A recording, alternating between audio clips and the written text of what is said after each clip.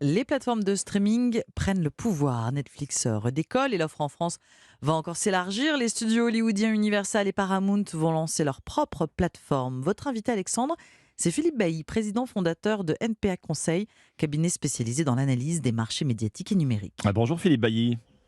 Bonjour. Alors effectivement, si on veut s'abonner à une plateforme de streaming ou si on veut changer d'abonnement, et on n'a jamais eu autant de choix en France, surtout avec l'arrivée dans quelques semaines de ces nouveaux entrants, Universal Paramount.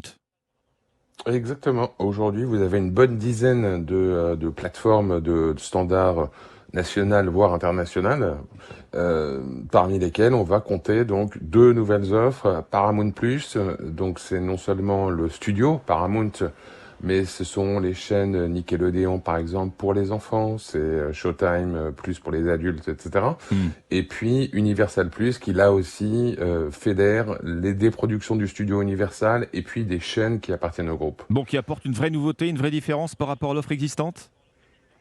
En tout cas, oui, forcément, parce que chacun fait valoir les titres de son portefeuille. Enfin, par exemple, les Paramount, c'est beaucoup de productions avec Tom Cruise, les Missions Impossibles, etc.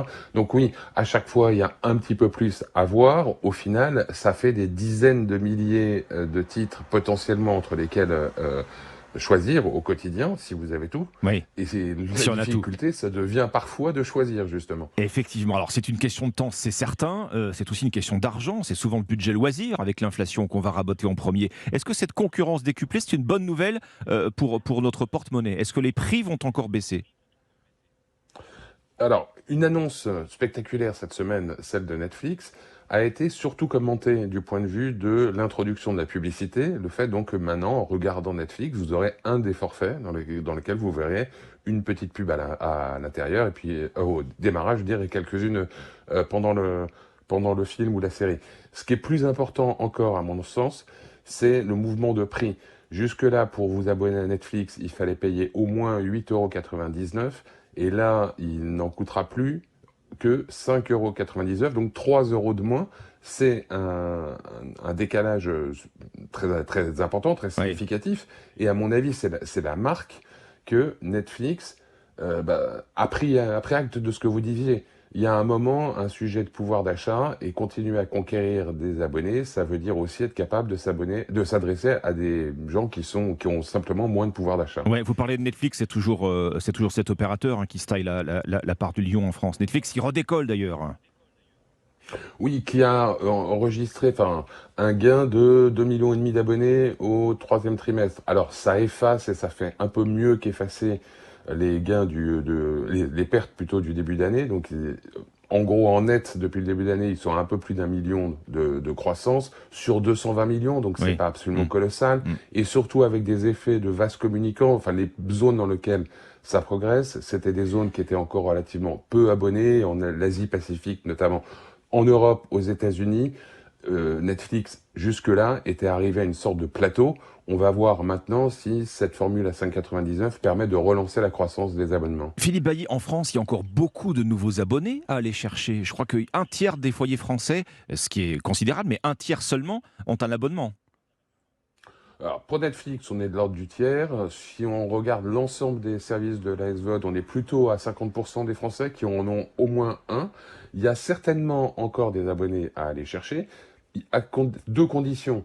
L'une, quand je parlais des dizaines de milliers de titres qui, à la fin, font un maquis dans lequel vous avez du mal à vous Mais oui. trouver au quotidien, c'est de les rassembler à un endroit où vous pouvez voir à peu près toute l'offre vous avez toute l'offre sous les yeux et vous pouvez choisir, on vous aide à choisir, on vous fait des propositions, etc. Mm. La deuxième, c'est de les rassembler dans des offres packagées, des bundles, comme on dit en bon français, dans lesquels, là encore, ce que vous payez, c'est pas l'addition des prix de chacun. Alors c'est ce que Canal, sur les deux sujets, essaye de faire, fait même résolument depuis ces dernières années. Quand vous êtes abonné à Canal, vous avez aussi Disney+, vous avez aussi Netflix, vous aurez bientôt Paramount+, Ouais. etc.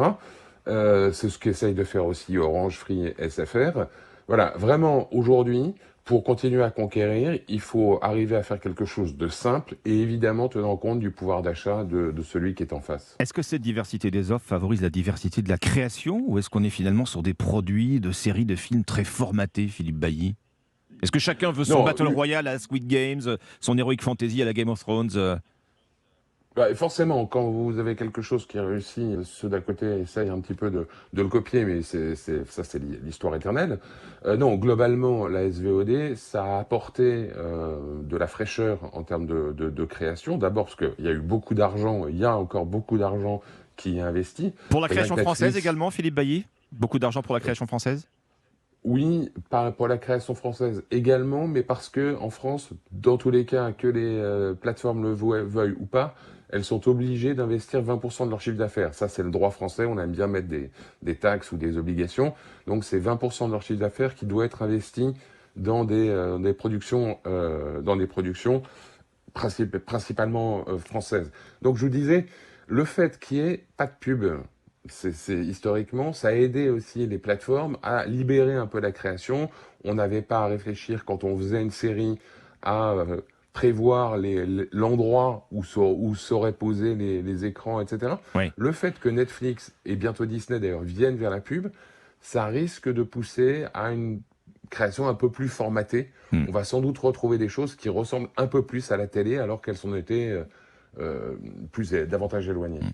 Merci Philippe Bailly, président fondateur de NPA Conseil, cabinet spécialisé dans l'analyse des marchés médiatiques et numériques. Merci à vous.